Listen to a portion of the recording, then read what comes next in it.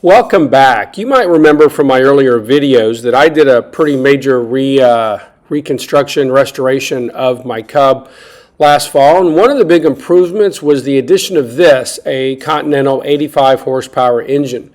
Now this 85 horsepower engine was removed from this Aranca Champ that was sitting in a hangar when another pilot decided to fly his Navion into the hangar and start a small fire. And the engine was removed from this Champ and sat on a test stand until it was placed on my airplane, Semper Fi, last fall. So here you see a picture of her sitting in my hangar with the new engine on Semper Fi and also the new propeller, because we upgraded the horsepower. You have to upgrade a prop for it. And as you can see here, this is a Cessna 72-inch pitch wooden propeller, which I think looks great. So here we are sitting at runway 7 and departing to the east on a nice, hot, sticky, humid, muggy Central Florida July morning.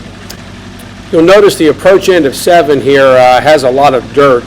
This end of the runway gets a lot of use because it's in the direction where the hangars are, so it gets a lot of extra use, and the grass gets pretty chewed up. So I'm going to taxi past the worst part of the dirt and get up onto the grass before I actually start adding the throttle into it. And we're going to go running down here, and here you see the tail come up, and pretty soon we are flying, and we're going to pitch for a climb at 60 miles an hour. And if you notice, I'm turning about 2100 RPM and climbing out at 60 miles an hour. Now here I want you to look at this still picture. This is a still that I pulled off one of my other videos from last year with the 65 horsepower Continental, and you notice I'm climbing out at 60 miles an hour, but I want you to notice how different the pitch angle is in the climb. Now to illustrate this, I added this white line on the horizon as we're climbing out at 60 miles an hour, and you can see where the horizon is relative to the rest of the cockpit. And then if you look at this picture, I also drew a line on the top of the eyebrow. That's the little cooling vane that covers the right cylinder. And you can just see the white line goes across the top of the eyebrow. And you can see the difference between where the eyebrow sits and where the horizon is. Now here we are back to the video I took this morning. And you'll notice that the eyebrow is significantly above the horizon. Another way to describe this is with the 65 horsepower, the Cub climbs at about the same attitude it has when it's sitting on the ground. When you sit on the ground and you look out at the cockpit, the eyebrows are usually just below the horizon. But you can see here that with the 85 horsepower, I'm climbing at a significantly higher pitch angle. I would guess that my rate of climb is probably almost doubled from 300 feet per minute, probably upwards to almost 500 feet per minute. Because now at this point, when I cross the end of the runway, I'm usually already about 350, 400 feet off the ground.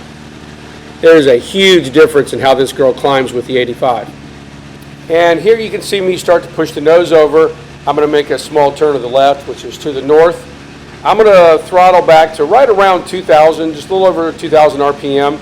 And I'm going to let her settle in, and we're going to look and see what our cruise speed would be.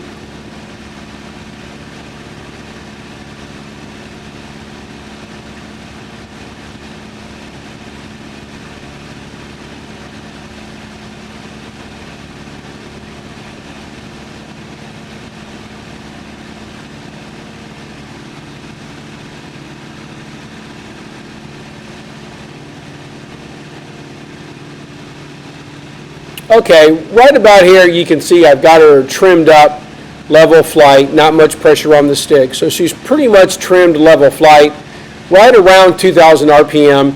And you can see I'm just touching 80 miles an hour.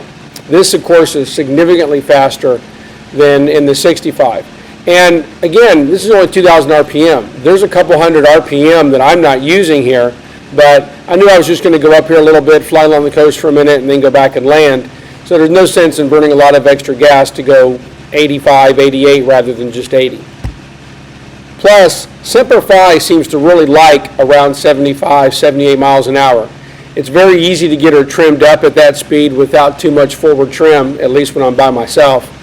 And it's very easy to get it trimmed up so it flies very, very hands-off and in a nice attitude. You're not fighting to keep the nose down.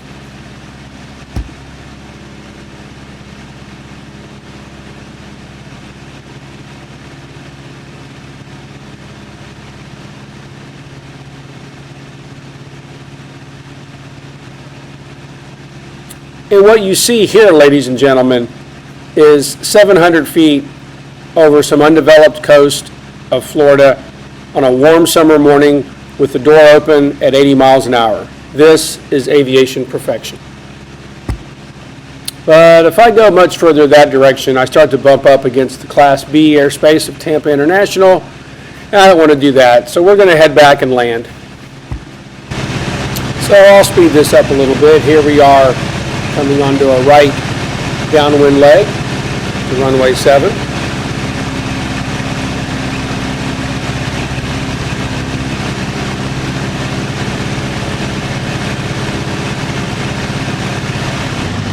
Course leads to a right base to runway 7.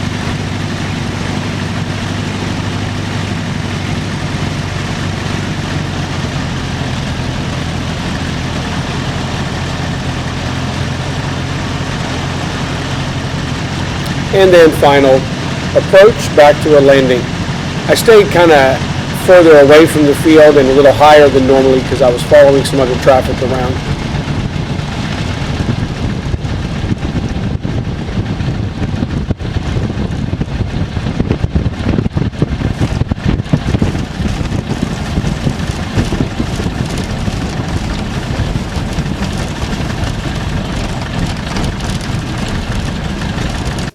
And just in case you're curious, we're going to show what is involved in putting the girl back into her hangar.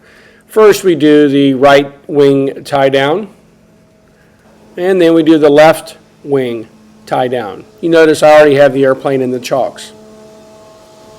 And back here, we put the rudder gust lock on so the rudder doesn't get blown around in one of our afternoon thunderstorms we get down here. And then I'd already thrown one loop around, but then I go ahead and double check that the tail wheel is also tied down. And here we're going to put the pitot cover back on, so no bugs fly in there. And I'm going to clamp the fuel gauge up so that the float is not sitting in gas but suspended above it. Then double check that the magneto is off and pull my radio and headset out so they don't get stolen. Then I'm going to use some spray cleaner and a rag, and I'm going to wash down the prop. Notice I'm touching the prop, but it was after I already double confirmed that the magnetos were off. I'm just going to get the bugs and grass and everything else that ends up on the prop after that. Then I'm going to put the prop cover back on.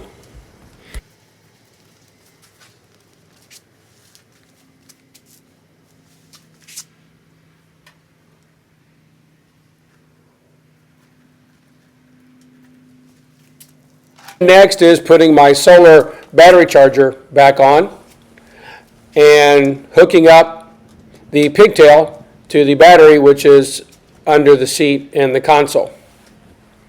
This 85 horsepower does have an electric start. Next, everybody in Florida should know how to throw a cast net, and that comes in handy for starting to put my Bruce's cover back on. And what you can make out here is putting my elevator gust lock back on, which is basically wrapping the rear seat belt around the control stick to make sure that the elevator doesn't flap around as well also. And then we'll sew up that side of the cover.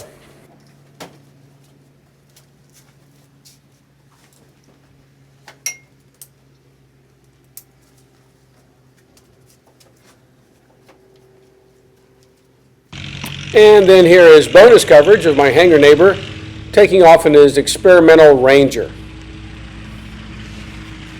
Thanks for watching. If you enjoyed the video, hit subscribe. See you next time.